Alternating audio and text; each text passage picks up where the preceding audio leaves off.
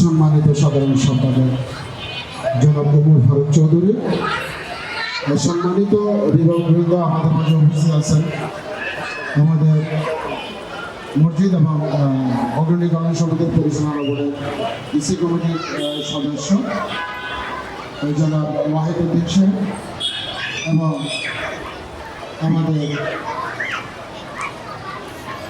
অগ্রণী এবং মসজিদের ইসি কমিটির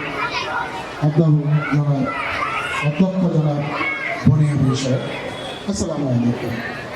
আজ আমি বলছি, আসলে আমরা দেরিতে আসছি, দুঃখিত, ক্ষমা চেয়ে নিচ্ছি।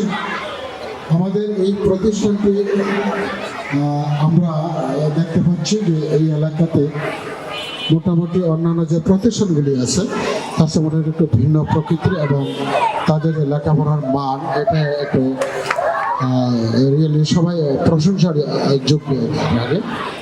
আমরা এই প্রতিষ্ঠানের উত্তরোত্তর মঙ্গল কামনা করছি, ভবিষ্যতে যাতে এই প্রতিষ্ঠানটি আমাদের এই বিবলকের উজ্জ্বল নক্ষত্র হিসাবে পরিচয় দান করে, এটাই আমরা আশা করব। সবাইকে ধন্যবাদ। আসসালামু আলাইকুম।